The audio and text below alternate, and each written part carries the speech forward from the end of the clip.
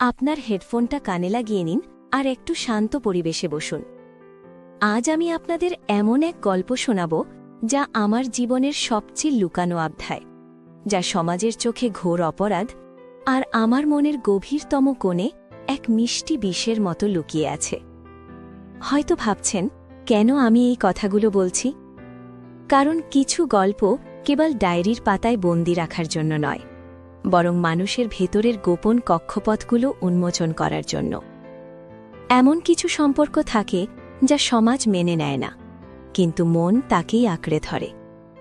আমার জীবনের সেই লুকানো সত্যটা আমি আজ আপনাদের সামনে মেলে ধরব।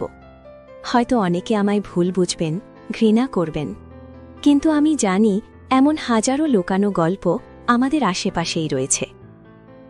আমার বয়স এখন ৩০-এর কোঠায়, কিন্তু এখনও আমার শরীরের গড়নটা ধরে রাখতে পেরেছি। আজকেও যেমন এই হালকা গোলাপি শাড়িতে নিজেকে আরও সতেজ লাগছে। লম্বা চুলগুলো খোলাই রেখেছি, যা পিঠের ওপর ঢেউ খেলছে। বর্ধমানের এই গরমেও কেমন একটা আরামের অনুভূতি। আমার বাড়ি বর্ধমানের একটা ছোট গ্রামে, যেখানে পারিবারিক বন্ধন খুব দৃঢ়। এই দৃঢ়তার আড়ালেই আমার জীবনের এক অনাকাঙ্ক্ষিত অথচ তীব্র অনুভূতির জন্ম হয়েছিল। যদি এমন আরও বাস্তব জীবনের গল্প শুনতে চান, তবে আমার চ্যানেলটি সাবস্ক্রাইব করে রাখুন। আমার বিয়ে হয়েছিল বছর 10 আগে। স্বামী কর্মসূত্রে শহরে থাকতেন, বছরে 2-1 বার গ্রামে আসতেন। যৌথ পরিবারের শ্বশুর শাশুড়ি আর আমার দেবর সুমনকে নিয়েই ছিল আমার ছোট সংসার। সুমন আমার স্বামীর ছোট ভাই, আমার চেয়ে প্রায় 7-8 বছরের ছোট। যখন আমার বিয়ে হয় তখন সে সবে কলেজে ঢুকছে। লম্বা ছিপছিপে গড়ন আর মুখ জুড়ে এক অদ্ভুত সরলতা নিয়ে সে ধীরে ধীরে আমার জীবনের এক অনাকাঙ্ক্ষিত অংশ হয়ে ওঠে। প্রথম দিকে ওর সঙ্গে আমার সম্পর্ক ছিল নিছকই দেবর ভাবির। আমি ওকে ছোট ভাইয়ের মতোই স্নেহ করতাম। ওর পড়াশোনা খাওয়া দাওয়ার দিকে খেয়াল রাখতাম। আমার স্বামী দূরে থাকায় বাড়িতে এক প্রকার অভিভাবকের ভূমিকা পালন করতাম। গ্রামের বাড়িতে অবসর অনেক, আর সেই অবসরই ধীরে ধীরে এক অন্য সম্পর্কের বীজ বুনতে শুরু করল। সুমন খুব মিশুক ছিল। যখনই সুযোগ পেত আমার পাশে এসে বসত, ছোটবেলার গল্প বলত, কলেজে ঘটে যাওয়া মজার ঘটনা শোনাত। আমি মনোযোগ দিয়ে শুনতাম। ওর চোখে এক ধরনের মুগ্ধতা দেখতাম, যা প্রথম প্রথম বুঝতে পারিনি। মাঝে মাঝে ও নিজের হাতে চা বানিয়ে আনত আমার জন্য, হয়তো একটা ভেজা গামছা এগিয়ে দিত গরমে। এই ছোট ছোট যত্নগুলো আমার স্বামী যা কোনোদিন করেননি, আমার শূন্য মনে এক অদ্ভুত ভালো লাগার জন্ম দিচ্ছিল। আমার স্বামীর সঙ্গে দূরত্বটা কেবল শারীরিক ছিল না, মানসিকও ছিল। তিনি কর্মজীবন নিয়ে এতটাই ব্যস্ত ছিলেন যে আমার একাকিত্ব বা মনের শূন্যতা কখনো অনুভব করেননি। আর এই শূন্যতাই যেন সুমনের আগমনের জন্য পথ তৈরি করে দিচ্ছিল। একদিন বিকেলে শাশুড়ি পাশের বাড়িতে গল্প করতে গেছেন। আমি রান্নাঘরে বসে সবজি কাটছিলাম। সুমন ঘরে ফিরে আসলো কলেজ থেকে।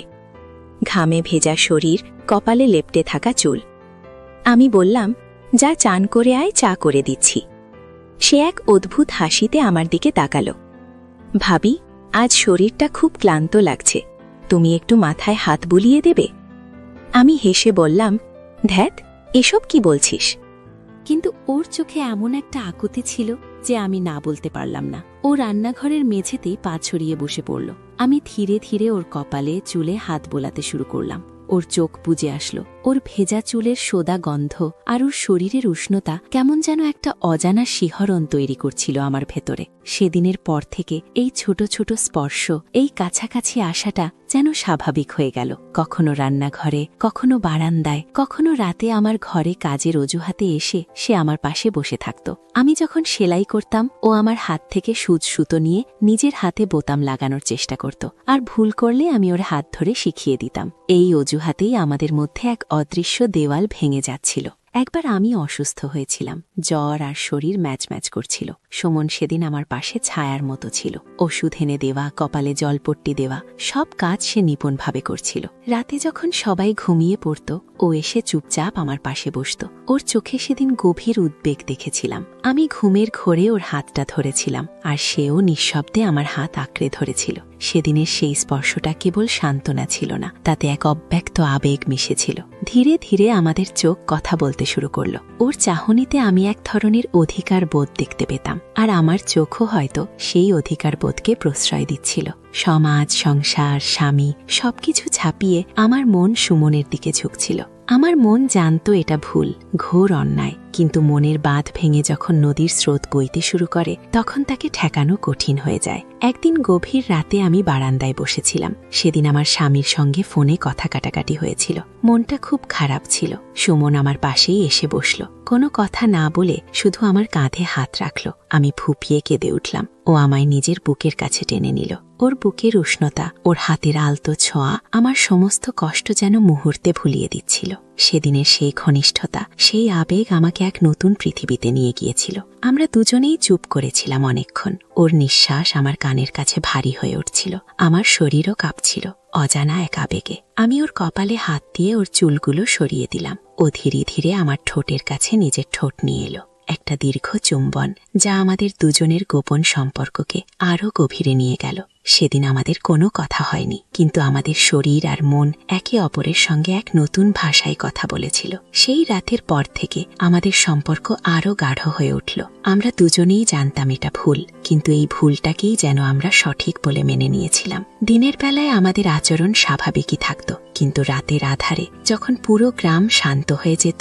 তখন আমাদের গোপন অভিসার শুরু হতো। সুমন আমাকে নানাভাবে বোঝাতো যে আমার স্বামী আমার যোগ্য নয়, তিনি আমাকে অবহেলা করছেন। এই কথাগুলো হয়তো সত্যি ছিল, আর আমার দুর্বল মন সেই কথাগুলোকে আশ্রয় করে আরও বেশি সুমনের দিকে ঝুঁকে পড়ছিল। সে আমার মনের দুর্বলতার সুযোগ নিচ্ছিল, নাকি আমি নিজেই সেই সুযোগ তাকে দিচ্ছিলাম তা আজও আমি নিশ্চিত নই। তবে এটা সত্যি যে ও আমাকে মানসিকভাবে এতখানি নির্ভরতা দিয়েছিল যা আমি আর কারো কাছে পাইনি। ওর স্পর্শে, ওর ঘনিষ্ঠতায় আমি আমার শরীরের ভেতরের এক নতুন সত্তাকে আবিষ্কার করেছিলাম। যে অনুভূতিগুলো আমি জানতাম না, সেই অনুভূতিগুলো যেন আমার সমস্ত অস্তিত্বকে গ্রাস করে নিচ্ছিল। আমরা একে অপরের কাছে ছিলাম এক আশ্রয়, এক গোপন সুখের ভাণ্ডার, কিন্তু প্রতিটা সুখের আড়ালেই লুকিয়ে থাকে এক বিষাদ, এক ভয়, ধরা পড়ার ভয়, সমাজের চোখে হেয় হওয়ার ভয়, সবকিছু হারানোর ভয়। আমাদের এই গোপন সম্পর্ক ধীরে ধীরে আমার মনে এক দ্বৈত সত্তার জন্ম দিয়েছিল। দিনের বেলায় আমি ছিলাম বাড়ির আদর্শ পুত্রবধূ,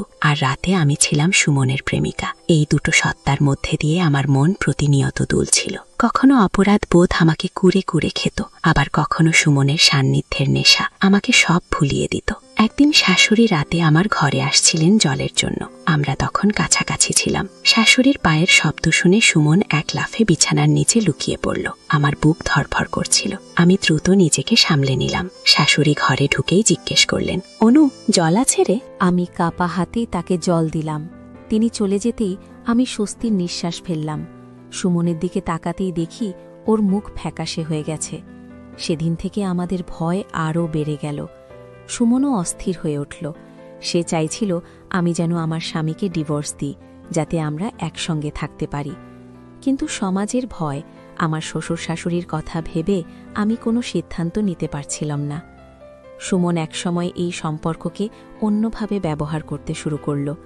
সে যেন আমাকে এক অদৃশ্য সুতোয় বেঁধে ফেলেছিল। যখনই আমি পিছিয়ে আসতে চাইতাম তখনই সে আমাকে আবেগপ্রবণ করে তুলত। কখনো হুমকি দিত আমাদের সম্পর্কের কথা প্রকাশ করে দেওয়ার। এটা এক ধরনের মানসিক ব্ল্যাকমেল ছিল, যা আমাকে আরও বেশি দুর্বল করে দিচ্ছিল। আমি ওর প্রতি আমার টান আর ওর ব্ল্যাকমেলের বেড়াজাল, এই দুয়ের মাঝে আটকা পড়েছিলাম। একসময় আমার মন আর শরীর দুটোই বিদ্রোহ ঘোষণা করল। আমি বুঝতে পারছিলাম আমি এক গভীর খাদে তলিয়ে যাচ্ছি। এই সম্পর্ক আমার জন্য কোনো শান্তি নিয়ে আসছিল না, বরং কেবল অস্থিরতা আর ভয় উপহার দিচ্ছিল। আমি অনুষ্কা, যে একসময় শান্ত সরল জীবন চেয়েছিল, সে আজ এক লুকানো সম্পর্কের জালে আটকা পড়ে নিঃশ্বাস নিতে পারছিল না। অনেক ভেবেচিন্তে আমি একটা কঠিন সিদ্ধান্ত নিলাম। আমি সুমনের মুখোমুখি হলাম। বললাম, সুমন, এই সম্পর্কটা আর চলতে পারে না। এটা আমাদের দুজনকেই ধ্বংস করে দেবে।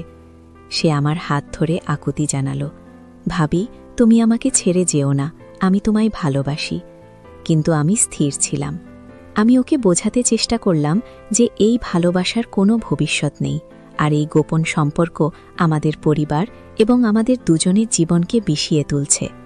ও খুব কষ্ট পেল, আমিও পেলাম, কিন্তু আমি জানতাম এই কষ্টটা সাময়িক, এর থেকে বেরিয়ে আসাটাই আসল মুক্তি।